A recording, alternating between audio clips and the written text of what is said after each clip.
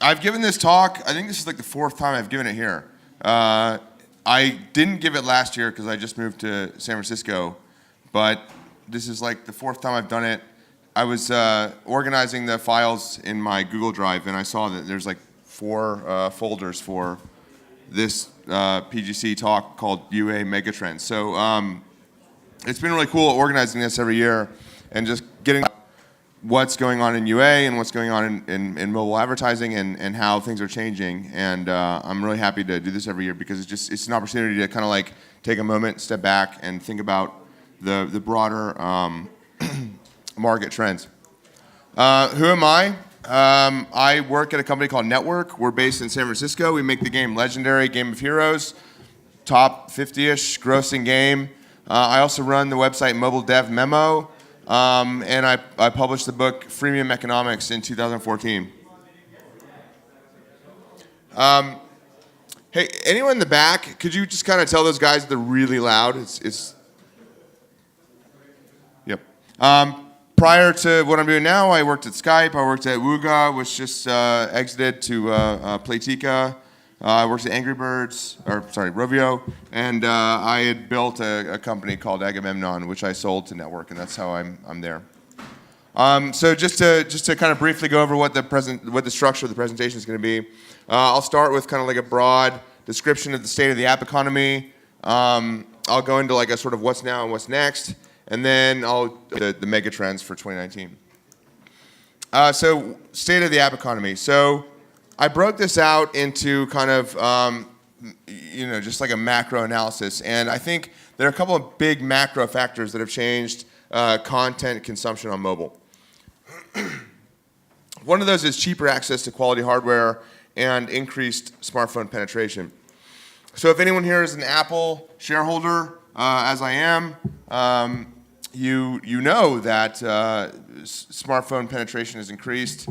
Apple just revised their guidance a couple weeks ago for Q1, and they had some sort of like pessimistic projections for smartphone sales in Q1.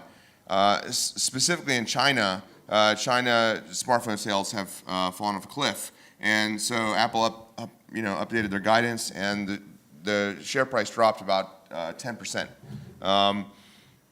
So I think most people that are in the space know that. They've kind of intuited that over the last few years, but like we've kind of come to actually happening. So Apple's device install base reached 1.3 billion in early 2018, and a lot of this install base is driven by the secondhand market for iPhones. So what you see, especially in like India, is that most iPhone owners own a secondhand device. They own an iPhone 6, iPhone 5. And that's great, actually, for app developers because those devices can run pretty much any game or any streaming app.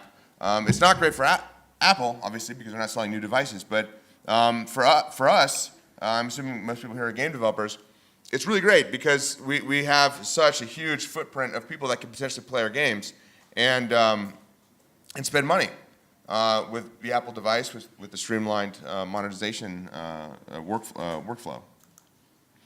But it's not unique to Apple. It's also true for Android. The secondhand market for Android phones is very robust.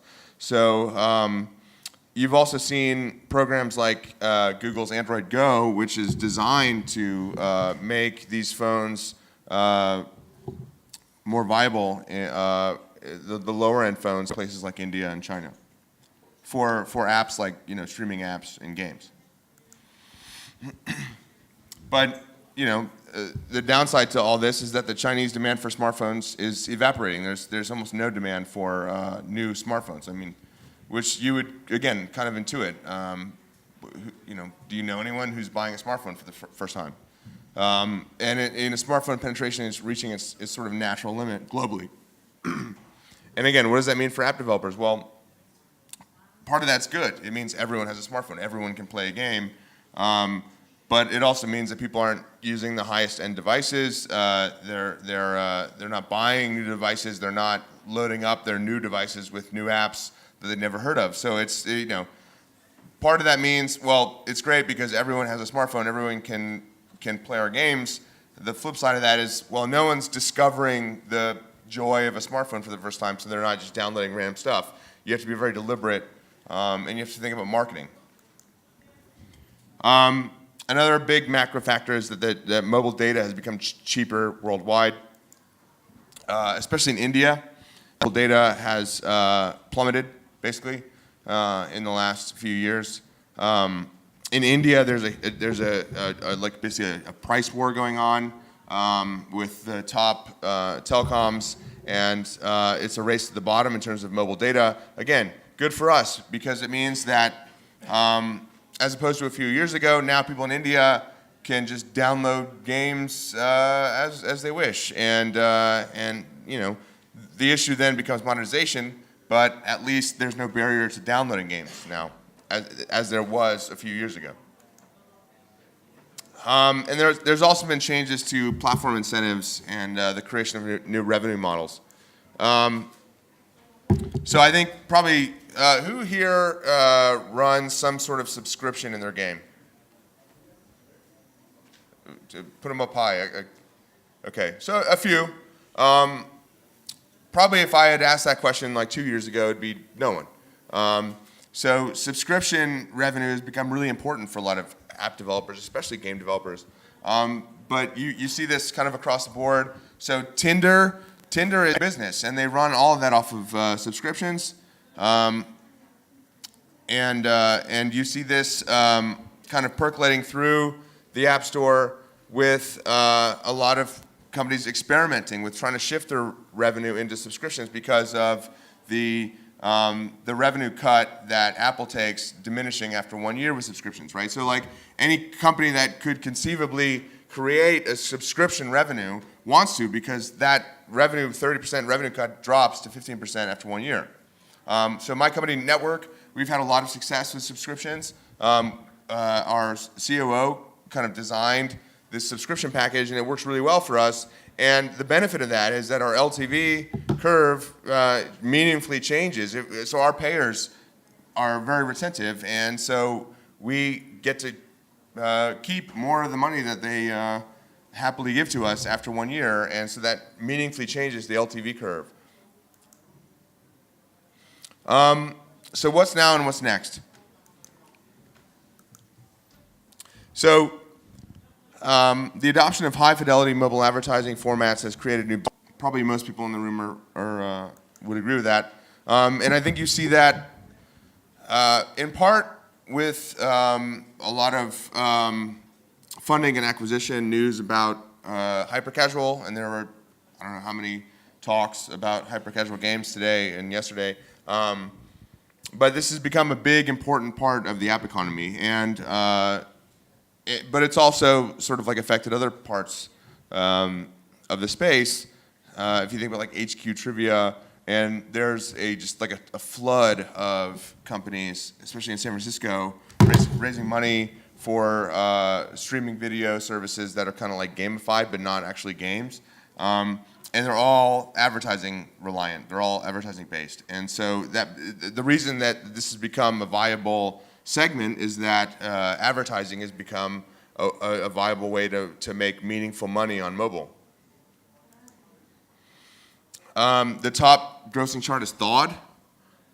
So I don't know if anyone here was active in the space in like 2014, 2015, but if you were, you remember it was basically, Supercell King, Machine Zone, and that was the top grossing, and that's changed.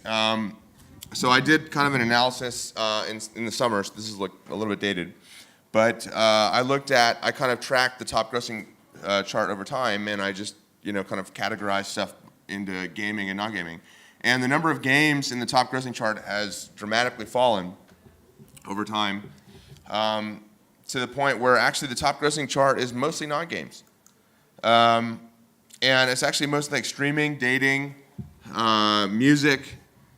And so that the top grossing chart becoming the domain of non-gaming apps is kind of like a new idea. And what does that mean? Why? Well, that kind of goes back to the macro trends from the first section of the presentation, but because there's cheaper data, there's better hardware, and people can stream music and video and they choose to pay for that.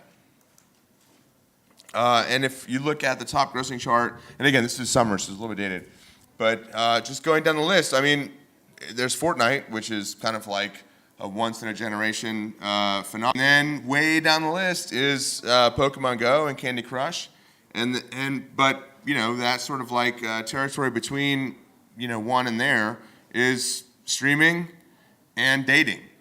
And going down the list, again, there's dating and streaming.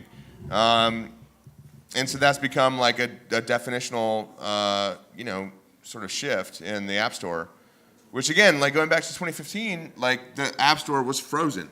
It was Candy Crush, Clash of Clans, you know, Game of War, and that's not true anymore, which is exciting. But part of that means that these companies that are making tons of money on mobile are applying a lot of pressure to the platform owners to reduce that 30% fee. And you see this with Netflix. Netflix just did this. They were running a test in India over the summer. What would happen if they pushed everyone into the mobile web to do the subscription?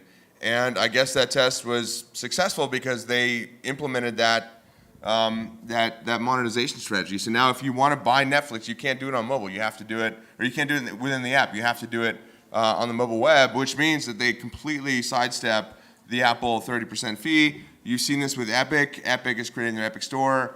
Discord is creating its own store. I think this will become kind of contentious in 2019.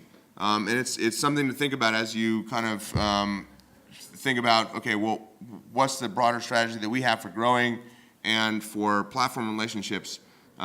It's going to become something that I think Apple really, really cares about, because going back to that very first section of the presentation, hardware sales have fallen off a cliff, and they have to actually care about subscription revenues now and IAP revenues and services. And so how do they entice developers to stay on their platform? Yeah, I mean, this basically just supports what I just said.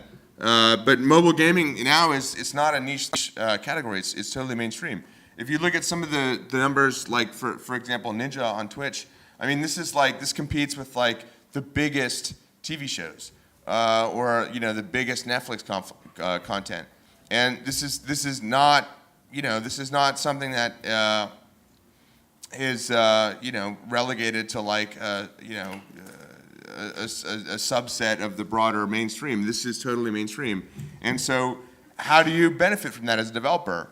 And how do you avoid issues with the platforms?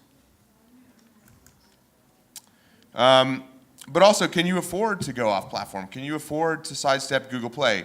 So Epic did, and they can. Epic mostly, well, especially before Fortnite, was basically an engine developer, and so now they have a gigantic, you know, a generational phenomenon of a game, and they can afford to go off the platform. They can afford to distribute that off Google Play. But can you? Well, this is an article I wrote on Mobile Dev Memo, but I said these were the benefits of being on a big platform. On, you know, going with, you know, and for most people it's not a choice, but this is what you get by being aligned with you know, the App Store or Google Play. You get search, featuring, advertising, storefront A/B testing, security. And again, you know, Epic had some real problems with going off Google Play. They had some real security issues. They had, you know, there was a buggy version of Fortnite that was going around, and because, you know, their platform wasn't secure for distributing it. And so, I mean, for most people, it's probably not even a thought, but I think that will become more of an issue in 2019, thinking about, okay, do we distribute on with sort of like the traditional approach, or do we partner with somebody else who's got a big audience and a big footprint, and do we potentially sidestep that, or do we do it in a weird way? And I can go into examples of that later. Another thing is, as credible targeting data becomes ever more valuable on mobile, consolidation intensifies and the duopoly entrenches. So the duopoly is Google, Facebook, and you see this happening like sort of the downstream mobile advertising space, but there's a ton of consolidation because basically Google and Facebook run everything.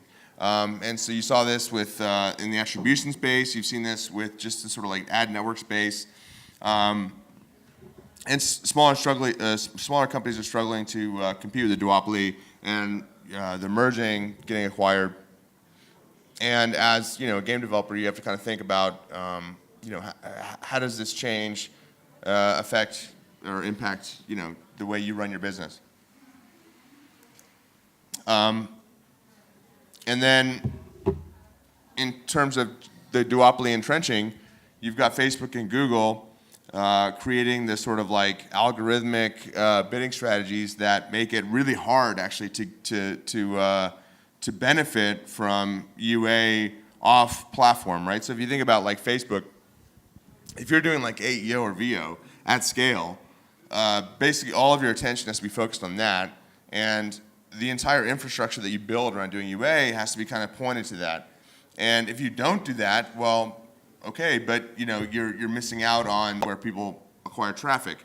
And so there's kind of a like a Faustian bargain. Like, I want to work with Facebook because they have all the traffic, but I have to build so much infrastructure to support that, and I have to give them so much data that I kind of become reliant on that. And then, well, where do I go if I disagree with some of the strategies that they implemented, or I disagree with some of the corporate issues that they're having? It's been a real problem in 2018. I don't think that changed in 2019. I think it gets worse. So all of that said, that was kind of a preface to the last section, which is the 2019 megatrends. So there's three. So the first is that you have to lean into algorithmic campaign management. Again, there's this Faustian bargain. You have to give Facebook all your data. You have to give Google all your data in order to see true performance. And that means kind of constructing teams, constructing infrastructure that benefits from those algorithmic bidding strategies that they've made the most prominent. So I kind of think golden era of UA, especially for games, was like 2013 and 2015, because it was actually really easy, and it was really straightforward. So basically the UA team was like a traffic cop, and they said, okay, red light to bad traffic, green light to good traffic, and there was like a straightforward LTV curve for these casual games, no subscriptions, and it was very easy to project out the value of a user on at the level of like the campaign and the geo, and the platform. And so you just said, okay, this is profitable, go. If it's not profitable, stop. But now it's gotten much more complex because the duopoly has kind of like separated itself in terms of the way that these campaigns are structured. You still have the video networks that are relevant, but decreasingly so. And so the way that you run the infrastructure is different.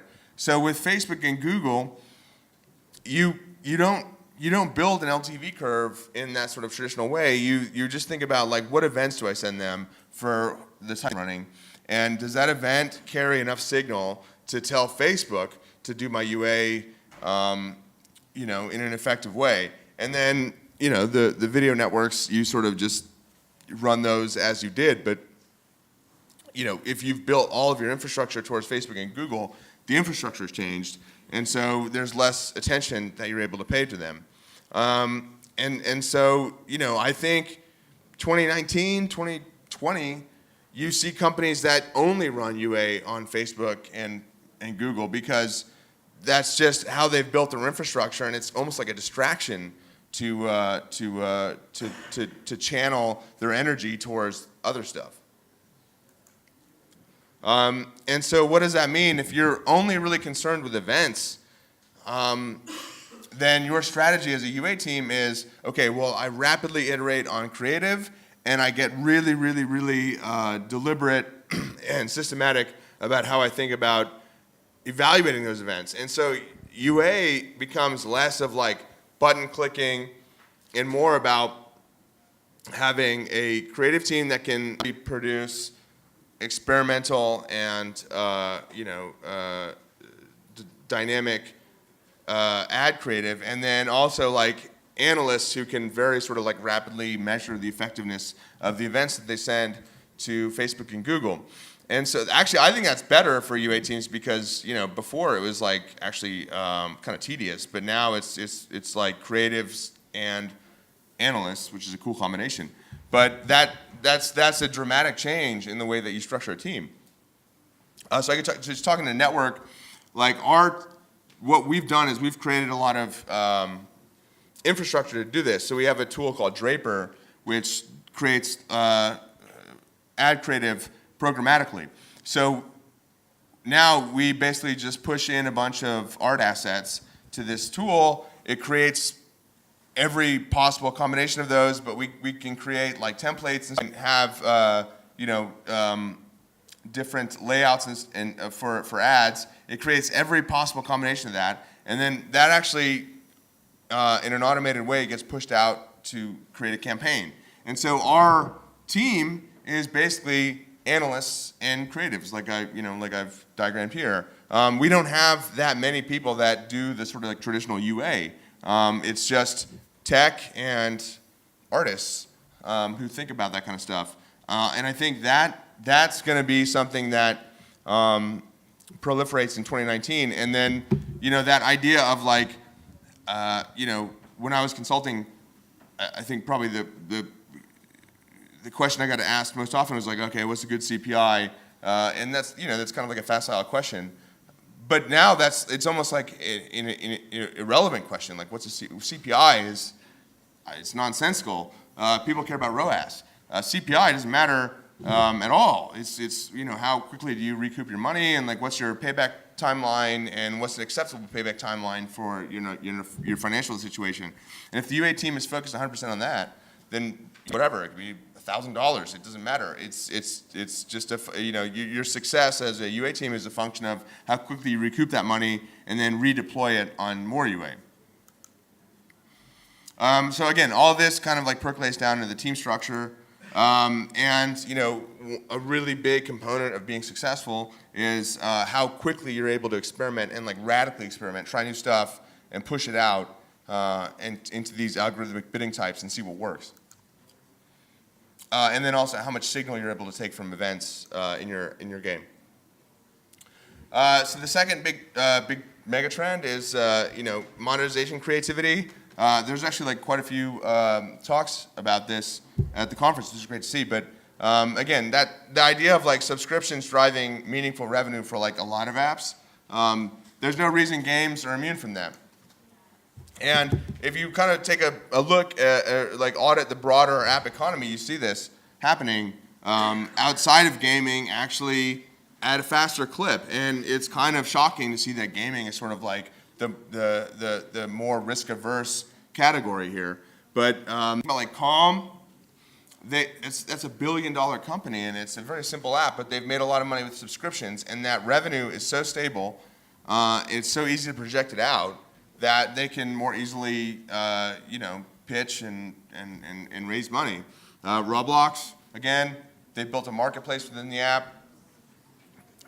So you see a lot of these companies leading categories with sort of like non-IAP monetization, or IAP monetization that's like dramatically different than what you saw with non-gaming apps a few years ago. And again, going back to this sort of like thawing of the top grossing chart, that's why. Because they've gotten more creative with the way that they monetize their users, and so they've been able to drive way more revenue and displace a lot of the gaming leaders. And I think the third big mega trend, and this is kind of like a cop-out a little bit, but like I think it's actually quite important, is that everyone across the board needs to be prepared for increasing regulatory scrutiny. So who here did a big overhaul of their app for GDPR? Okay, so maybe 5%. And that's pretty consistent with what I've heard. And GDPR, you could maybe do that with, but I think some of the regulation that's coming, especially from the US government, you won't be able to avoid like that. And so I think you need to be ready to comply with privacy regulation. You need to be able to comply with right to be forgotten regulation. And all this stuff is going to come up in the same way that GDPR did, which is that you hear about it, you forget about it, and then it becomes a imminent threat, and you have to scramble to comply. And so I think it's just worth being prepared for that. Because I think, especially with Google and Facebook, if you're doing the majority of your ad buying on Google and Facebook, you need to be ready to deal with increased privacy scrutiny there. So that's it. That's the presentation. Again, I am sorry that I missed my original time, but I thank everyone for coming out, and I thank very much the staff of the show. Very, very flexible and very professional about it.